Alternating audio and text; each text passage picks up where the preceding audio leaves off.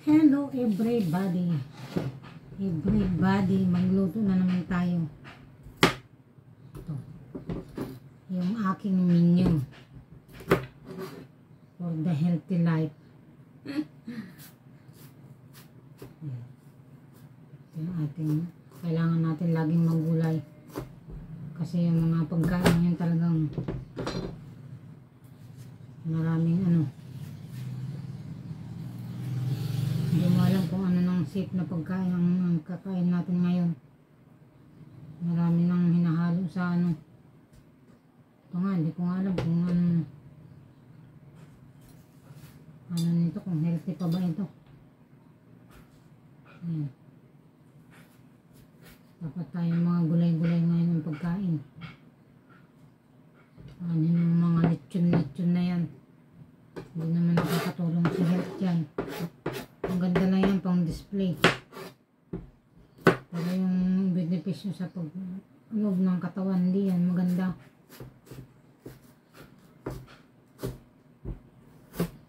Kumain ka ng mga simple at saka healthy yung pagkain, ayos na yan. Bumili ako ng tinapa para pang dito. Pang partner. Okay na yun.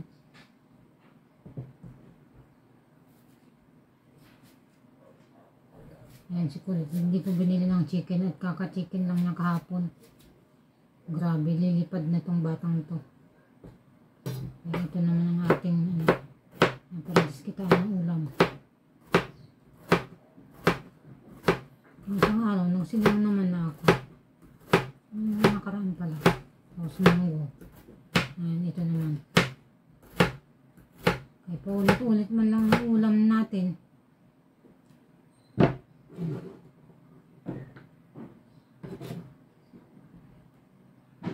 Maggagata ako, wala namang kakain kundi ako lang.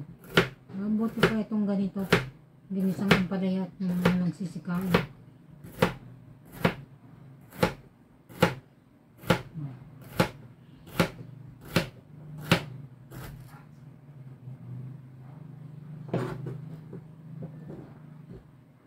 Eh kung ako lang akong kakain, diba? Yung isang daan ko, kakasya sa 3 araw yan.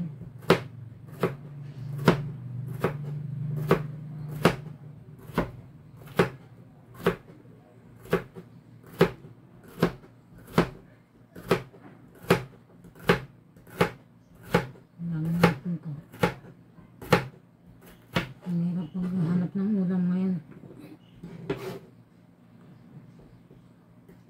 Kailan ba ako nagbangus? Sa nakarang araw din. Nagdaing akong bangus. Tapos ang munggo. Yun ang minan ko. Kaya kailangan healthy lang talaga. Healthy nga yung niluluto kong mga pagkain. Kasi yung mga laga ko ayaw naman magsikain. Ako lang nito ang mabubuhay.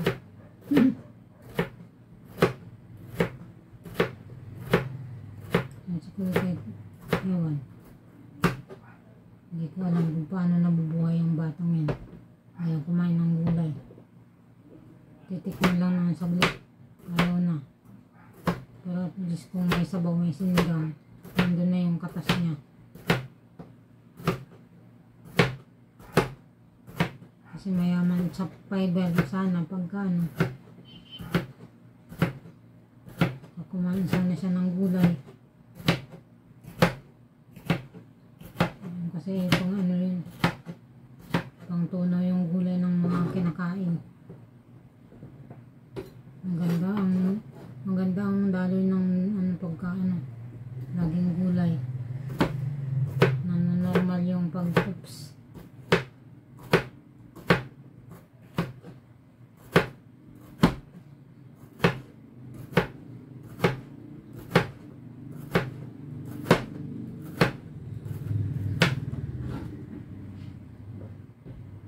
Kahapon hotdog yata siya. Hotdog ang kinain niya. Kung isang araw, chicken. Ayan.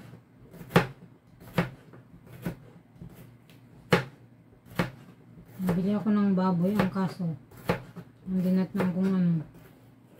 Pang sahog na lang. Plano ko sana magsigang ngayon eh. Kasi yung binibilihan kong baboy doon na bagong katay. Wala na. Ubus na yung paninda niya. Kaya yan.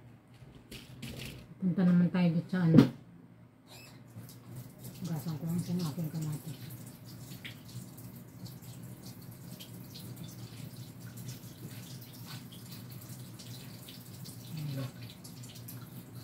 Malapit sa Madabo.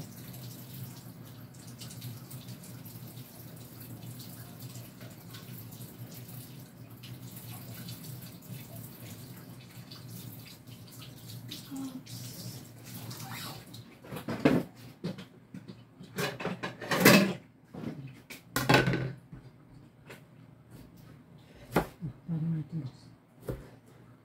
Gigisa ko lang ito dito.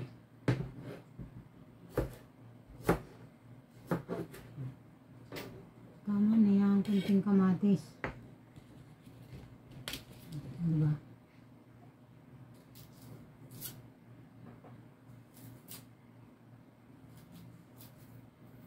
Mas gugustuhin ko pa magluto ng ulam kahit medyo ano, expensive tayong magluto. Kaysa bumili tayo ng ulam dyan sa kanto na, hay! Hindi mo malaman kung anong luto ang ginawa. Puro lang bitchin. Walang lasa.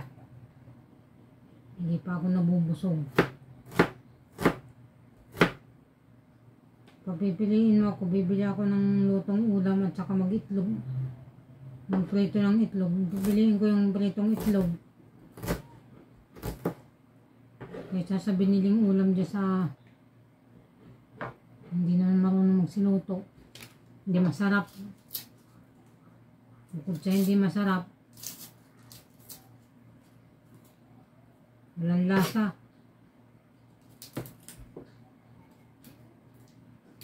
Mahal pa.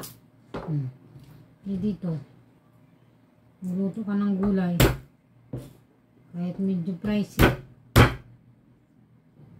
Doon, isang putahe mo. Ganun din naman, magluto ka, bumili, mas mahal pa eh. Kasi pagkabili, hindi ka man pwede bibili ng isang putahe lang. Kailangan dalawa eh, magkano ang putahe? 50, 55, sabihin na natin oh. Kung dalawa, ilang tao kayo kakain.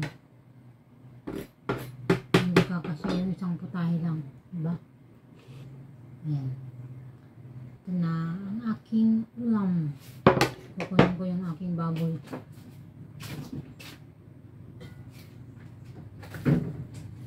Ayan. Binili kong isda para lang may isda dyan. Tapos ito yung aking baboy na nabili. Ayan. Diba? Bakit magsisigang ako ngayon? Nalinis ang plano. Ayoko kasi yung ano, yung baboy na pinorosin na. Gusto ko yung bago pa. Basta ako pag wala akong nabibiling baboy na bagong kata, hindi na rin ng bababoy. Ayaw ko na.